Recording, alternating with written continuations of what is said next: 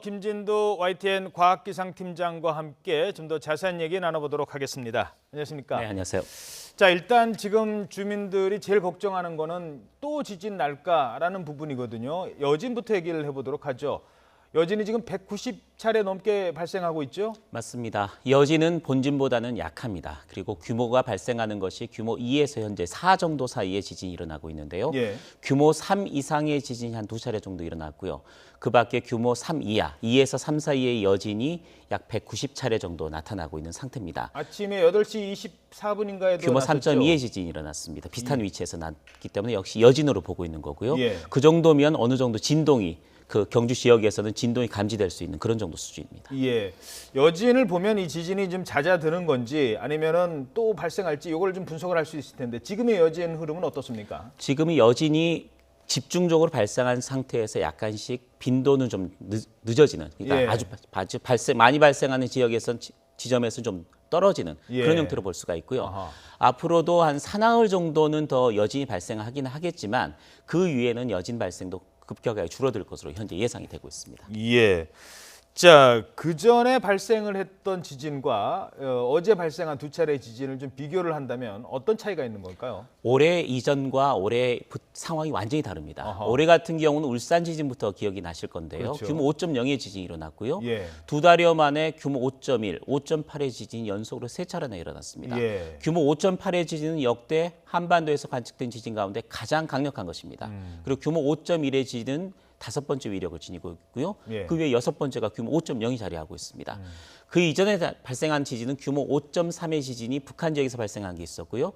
규모 5.2의 지진이 해상과 그럼 내륙에서 발생한 적이 있었습니다. 예. 과거에 비해서는 대부분 판의 경계에서 지진이 발생하는데 이번 지진 같은 경우는 내륙에서 발생했다는 게 굉장히 의미가 있고요. 예. 또 다른 것은 규모 5.8까지, 그러니까 역대 관측사상 가장 강한 지진이 내륙에서 일어났기 때문에 어허. 그만큼 사람들이 느끼는 공포심이 컸고 또 예. 흔들림도 심했다라고 볼 수가 있습니다. 예. 자, 지금 뭐 첨성대가 조금 전에 흔들리는 모습 지금 볼 수 있습니다. 특히 경주 지역은 이게 지금 문화재가 집중돼 있는 곳이잖아요. 맞습니다. 조금 더 지진이 컸으면 과연 어떻게 됐을까 정말 걱정이 큰데요. 이 얘기를 나눠보도록 하죠. 어제 전문가 얘기가 지진이 발생한 그 진앙지가 좀 깊이 네. 있었고 그리고 또 하나는 고주파 지진이라서 5.8 엄청난 피해라고 생각을 했던 분도 많았을 텐데 다행히 그 피해는 생각보다는 우려했던 것보다는 적었다고 합니다. 자, 지진에 저주파 지진이 있고 고주파 지진이 있습니까? 고주파, 저주파는 이해하기가 상당히 어렵고요. 예. 어제 지진의 피해, 규모에 비해서는 피해가 적었다. 그건 예. 맞습니다. 왜냐하면 규모 5.8의 지진이 일어난다고 하면 그때부터 피해가 발생하기 시작하고요. 예. 또 진도 6이 대구와 경주 지역에서 나타났거든요. 그렇죠. 그 정도의 강한 흔들림이 있었기 때문에 피해가 컸어야 되는 건데 예. 물론 피해가 발생하긴 했지만 지진의 규모에 비해서 피해가 적었던 것은 지진의 진원, 그러니까 진이 발생한 위치가 상당히 지하 깊숙이에서 발생했기 때문입니다. 예. 지하 가까이서 발생했으면 그만큼 흔들림이 더 심했기 때문에 똑같은 규모 5.8의 에너지를 가지고도 굉장히 많은 피해가 났을 겁니다. 어허. 노후 건물이나 내진 설계가 제대로 돼 있지 않은 건물의 경우에는 무너질 우려도 있었지만 예. 불행 중 다행으로 지진의 발생한 깊이 자체가 굉장히 15km 정도로 깊었기 때문에 예. 그나마 피해가 적었다 이렇게 어허. 볼 수가 있습니다. 예, 그렇군요. 자, 그리고 그렇다면 지금 이제 5.8까지 발생을 했기 때문에 어제 네. 저녁에 집에서 이제 뛰쳐나오신 분들은 지난 밤에 별일 없겠지라고 주무시지만 그 트라우마라고 할까요? 깜짝깜짝 놀란 거는 계속 갈 겁니다. 자, 앞으로 그럼 우리 한반도에 6 정도의 지진이 발생할 수 있는지, 지금보다 더 큰 지진이 발생할 가능성이 있는지, 그건 어떻게 전문가들은 보고 있습니까? 기상청장이 공식적으로 밝혔는데 우리나라에서 규모 6 이상의 지진은 언제든 발생할 수 있다라고 밝혔습니다. 예. 가능성이 있습니다. 왜냐하면 역사적으로도 우리나라에 엄청난 지진이 발생한 예가 많았고요. 삼국사기 기록을 보면 그 신라 시대 쪽, 그러니까 779년도 정도쯤에 경주 지역에 엄청난 지진이 발생했고 1,000명 이상이 죽었다라는 기록이 남아 있습니다. 예. 경주 지역은 원래 양산 단층대, 우리나라에 굉장히 강력한 단층대가 존재하는 것이기 때문에 역사적으로 굉장히 강한 지진이 일어났고요. 연세대학교 홍태경 교수는 과거 역사 기록이 나타내는 지진을 현대 규모로 전환을 한 그런 연구 결과를 발표한 적도 있었는데 예. 규모 7.0 정도의 지진이 발생했었다 과거에. 그렇기 어. 때문에 앞으로도 규모 7 정도의 지진이 일어날 가능성을 배제할 수는 없다. 이런 연구 결과가 나온 적도 있습니다. 그러니까 예. 규모 5.8의 지진이 역대 최강 지진이었지만 그보다 강한 지진, 규모 7의 버금가는 그런 강진이 발생할 가능성 분명히 있다고 보여집니다. 자, 지금 화면에 나오고 있습니다만 지금 단층이 나왔지 않습니까? 네. 경주에서 부산 쪽으로 이렇게 내려가는 양산 단층. 어제 이 지진 발생 이후에 많은 분들이 아마 처음 듣는 분들도 있을 테고요. 네. 양산 단층의 특징이라고 할까요? 좀 설명을 해주시죠. 어떤 단층입니까? 지금 경북에서 경남 정도까지는 굉장히 많은 단층이 분포를 하고 있습니다. 예. 양산 단층 위에도 옆에 동래 단층이라는 것도 보이고요. 예. 저렇게 남북으로 길게 뻗은 단층이 큰 단층만 해도 한 8개 정도가 그 지역에 밀집해 있는 상태입니다. 예. 왜냐하면 우리나라 서쪽에서는 유라시아판이 확장을 하고 있고 예. 반대 일본 쪽에서는 태평양판이 부딪히는 경계가 바로 이 영남 지역입니다. 그래서 남북으로 길게 단층대가 분포를 하고 있는 형태로 볼 수가 있는데요. 예. 이런 단층들이 움직이느냐 안 움직이느냐, 활성 단층인지 아닌 비활성 단층인지에 대한 논란은 많습니다만은 이번에 5.8의 지진이 일어나고 5.1의 지진이 또 연이어서 발생했기 때문에 예. 이 지역에 있는 단층들 분명히 활성 단층이고 움직임이 있다라고 보여집니다. 자, 6.0의 지진은 발생할 가능성이 있다. 뭐 오늘 기상청장이 당정회의에서 보고를 했는데, 자, 그러면은 정말 큰 피해를 몰고 올 것으로 우려되는 뭐 6.5 이상 이 정도는 어떻게들 전망하고 있습니까? 6.0의 지진은 언제도 발생할 수 있다라는 이야기는 6.0 이상이라는 게 6.5도 될 수 있고 규모 7도 될 수 있다라는 이야기입니다. 그러니까 지진은 예측은 할 수는 없습니다. 예측은 할 수 없고 언제 일어날지 어느 지역에서 일어날지 볼 수는 없습니다만은 우리나라에 설마 규모 5.8의 지진이 일어날까 했는데 이번에 일어났지 않습니까? 그렇다면 가능성이 있는 지역, 그러니까 에너지가 축적되는 지역에서는 분명히 어느 순간에서라도 그 에너지가 터져 나올 때 규모 5.8 이상, 이번보다 훨씬 강한 지진이 일어날 수 있고 그게 해상이 아닌 내륙에서 일어난다면 더 큰 피해가 이번보다 더 큰 피해가 나타날 가능성이 있다라는 점은 염두에 둬야 될 것 같습니다. 예. 자, 그리고 또 하나 알았던 거는 내륙에서 발생을 하다 보니까 이 지진의 영향이요. 경주에서 발생을 했지만 저 뭐 창원, 광주, 대구, 심지어는 서울도 흔들릴 정도로 우리 한반도가 전체가 한번 흔들리는 이런 일이 발생한다는 이것도 좀 놀라운 일인 것 같아요. 지각으로 돼 있으니까 내륙에서 발생하면 바로 그 진동이 전파가 됩니다.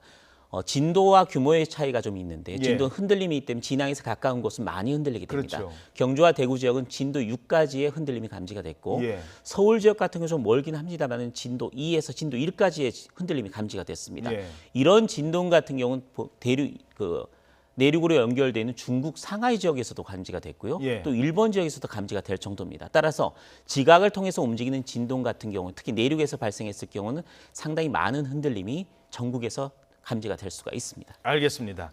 자, 김진두 기자 잠깐만 기다려 주시고요. 그럼 여기서 전문가를 전화로 연결해서 보다 입체적인 분석을 해보도록 하겠습니다. 강태섭 부경대 지구환경과학과 교수 연결돼 있습니다. 강 교수님 안녕하십니까? 네, 안녕하세요. 자, 먼저 전문가 입장에서는 어제 발생한 경주 지진, 강진 발생 원인이 어디에 있다고 보십니까? 아까 김진두 기자님께서 말씀 정확하게 해주신 것처럼, 예. 뭐 우리나라가 속해 있는 유라시아판 자체가 서쪽으로 인도판과 동쪽으로 태평양판이 서로 이렇게 밀고 있는 형상이고요. 그런 힘을 견디지 못하고 지각이 파괴되었고 그것이 이제 지진으로 나타난 것이죠. 예.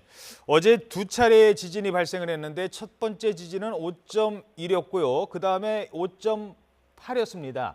뭐 0.7 정도의 차이인데 이게 그 규모나 느끼는 그 감도에서는 상당한 차이가 있는 겁니까? 어떻습니까? 설명을 해 주세요. 5.1과 5.8의 차이. 규모는 이제 에너지의 차이를 계량화시켜서 예. 이제 숫자로 나타낸 것인데요. 0.7 정도의 차이는 한 에너지로 비교를 해보면 한 20배 정도의 차이를 보입니다. 그러니까 예를 들면 쉽게 예를 들어 설명을 드리면은 제가 서울에 올라왔는데요. 5.1의 지진 같은 경우는 느끼지 못했는데 예. 5.8 지진 같은 경우는 그 진동을 느꼈거든요. 이제 그 정도 차이가 있는 것이죠. 그러니까 예. 숫자로는 뭐 0.7 정도이지만 실제로 에너지 차이가 20배 정도이기 때문에 예. 엄청나게 큰 차이입니다. 실제로 에너지로 예. 보면은. 알겠습니다. 그리고 아마 어제 학계에서 많이 놀라셨을 것 같아요. 한반도가 지진의 안전지대냐 아니냐. 물론 역사적으로 봤을 때야 큰 지진이 있었지만 관측 이래 5.8이라는 가장 큰 규모의 지진을 접한 이 지질 학계에서는 좀 이 느낌이 좀 다를 것 같은데 앞으로 양산 단층 중심으로 어떤 연구가 필요하다고 생각하시는지요?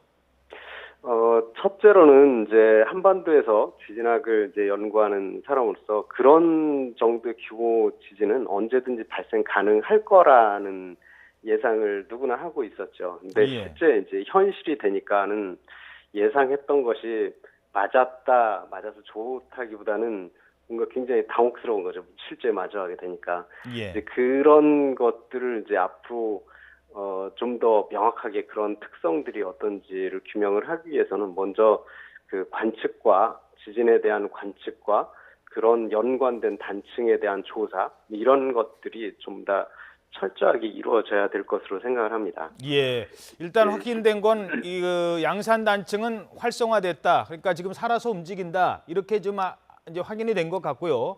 네. 그렇다면 양산 단층만 있는 게 아니라 다른 단층도 우리 한반도 밑을 지나고 있는데 다른 단층은 활성화되지 않겠느냐 이런 우려도 좀 있거든요. 이 부분은 어떻게 전망하십니까?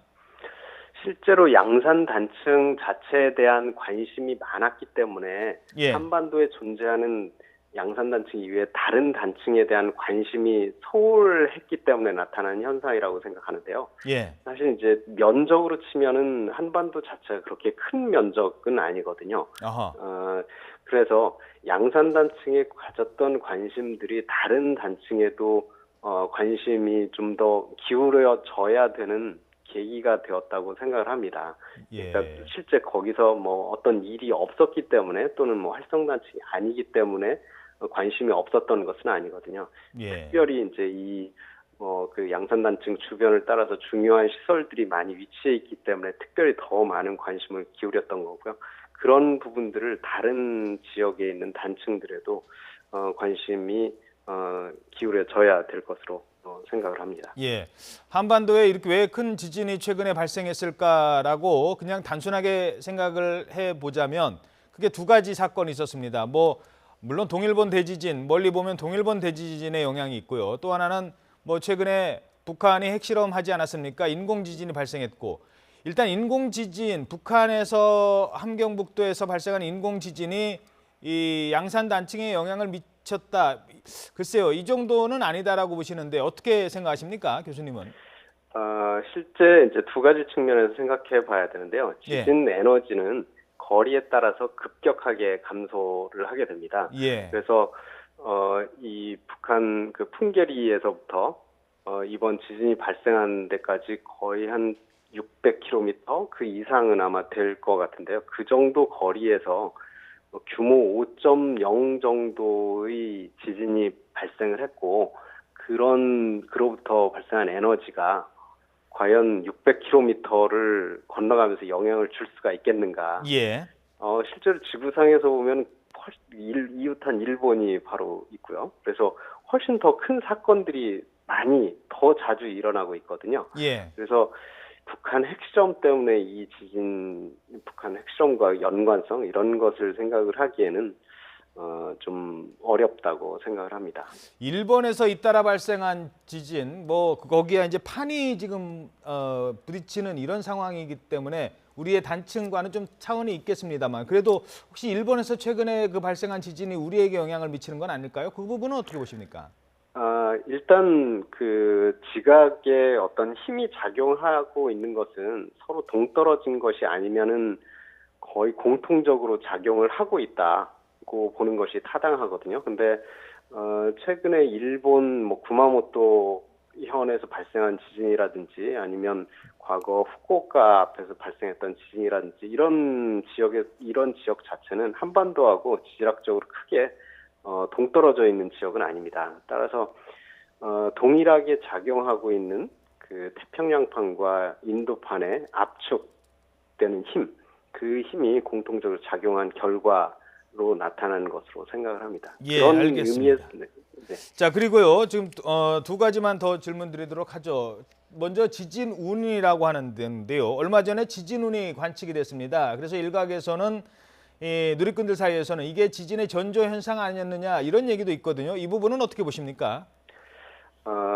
전조라고 이야기를 하면 어떤 사건의 전조라고 얘기를 하면 그 앞으로 있을 일에 대한 시간과 위치를 특정을 할 수 있어야 되는데 그런 뭐 구름이나 이런 형상을 보고 어디서 언제 어떤 일이 일어날 것인지를 맞추는 건 사실상 불가능하다고 생각을 합니다. 그래서 그 지진운이라고 표현을 하셨는데요. 저는 그냥 구름이라고 말씀드리고 싶고요. 예. 그 처음 보는 좀 그 특이한 모양의 구름이기 때문에 그것이 혹시 뭐 다른 현상과 연관되는 것이 아니냐 생각할 수 있겠는데 실제 뭐 그런 것들이 지진과 연관되어 있다 이런 것들이 과학적으로 밝혀진 사례는 뭐 거의 없습니다. 따라서 예. 그걸 지진운이라고 부르는 것은 좀 그 적절하지 않은 표현이라고 생각을 합니다. 그렇군요. 모양이 그냥 지진처럼 생겼을 뿐이지 의미 있는 구름은 아니다라는 말씀이신 것 같고요. 하나만 더 질문드리죠. 최근에 그 왜 지난 7월이었나요? 부산, 울산에 악취 난다고 그 얘기 있었잖아요. 네네. 혹시 그 악취 그리고 광안리의 개미떼 이런 것들이 이번 지진과 연관이 있지 않을까라는 생각을 하는 분들도 있는 것 같은데 그 부분에 대해서는 어떻게 보십니까? 네, 마찬가지입니다. 그 당시 그런 사건이 있을 때 조사를 통해서 뭐 그 냄새 같은 경우는 부취제 영향으로 해석이 됐고 뭐 개미떼도 일상적인 동물의 어떤 활동인 것으로 잘 소개가 되었습니다. 그리고 지진이 발생했을 때 사실상 그런 현상들을 일부러 연관을 맺으려고 그러니까 생각을 하기 쉬운데 직접적인 연관을 가지고 그런 걸 설명을 하기는 대단히 어렵습니다. 특히나 뭐 냄새가 난다든지 이런 현상이 다른 지역에서 지진이 발생했을 때 그런 사례가 보고된 적도 없고요. 예, 알겠습니다. 네, 지금까지 강태섭 부경대 지질환경과학과 교수였습니다. 교수님 오늘 말씀 고맙습니다. 네, 감사합니다. 자, 김진우 기자. 네. 지금 이제 많은 전문가들이 지금 우려를 했던 거는 지진이 지금 예보가 안 되잖아요. 그렇습니다. 일단 그 부분부터 지진은 미리 뭐 전조 아까 뭐 구름 또는 뭐 개미떼, 냄새 이런 걸로 예측을 할 수 있는 상황이 아니라는 거죠. 지진은 예측이 안 됩니다. 예보가 안 됩니다. 알 수 있으면 굉장히 좋겠는데 현대 과학으로는 현재까지 어떤 시그널, 어떤 신호나 어떤 예보가 상황이 있었을 때 이 지진이 일어난다, 어느 지역이 일어난다라는 예보는 불가능한 상태입니다. 그래서 예. 지진운이라는 것도 예. 아까 말씀을 하셨지만 가능성은 있으나 예. 분명 현상들은 있는 것 같지만 추후에 분석이 되는 겁니다. 이게 이틀 뒤에 어느 지역에 나타났더라. 하지만 아까 강 교수님 말씀하셨듯이 분명히 뭔가 연관성이 있는 것 같은데 이걸 봤을 때 어느 지역에 어느 정도의 지진이 일어난다는 예측이 어렵기 그렇죠. 때문에 추후에 이런 현상들이 연관성이 있구나라는 거는 어느 정도 짐작은 가능하지만 과학적으로 증명을 할 수는 없는 현상입니다. 그렇죠. 지진은 났으니까 대피하십시오. 이렇게 말할 수는 없는 거 아니겠습니까? 자, 그렇다면 예보는 안 돼도 통보는 빨리 해줘야 됩니다. 지진 나면 바로 통보를 해줘야 되는 거 아니겠습니까? 그런데 어제 국민안전처에서 지진 통보를 발생하고 9분이나 있다가 글쎄요.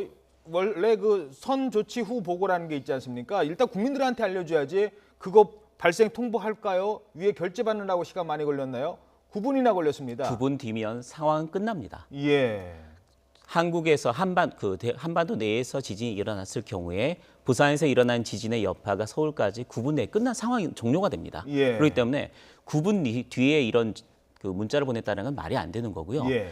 기상청에서 현재 추진하고 있는 게 지진이 일어났을 경우 지진이 발생한 진앙지 지역은 피해를 면할 수는 없습니다. 하지만 그 진동이 퍼져나가는 속도보다 조금 더 일찍 분석을 해서 그 지진파가 도달하기 전의 지역에 경보를 내주자. 그게 지진 경보제입니다. 예. 10초 안에 분석을 해서 10초 안에 지진이 여파가 미치는 지역에 알려주는 그게 현재 진행이 되고 있거든요. 그런 정보라면 말이 되지만 9분 뒤에 어느 지역에 그 경보 문자를 보냈다. 이거는 상황 종료된 뒤에 보내기 때문에 아무 의미가 없는 그렇죠. 상황입니다. 지진 났어요. 국가안전처의 지진 그 통보가요.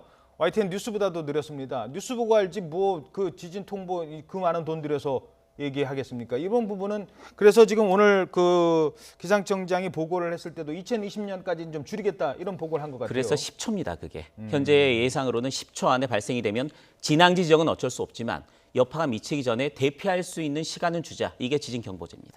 예, 알겠습니다. 지금까지 김진두 과학기상 팀장이었습니다. 고맙습니다.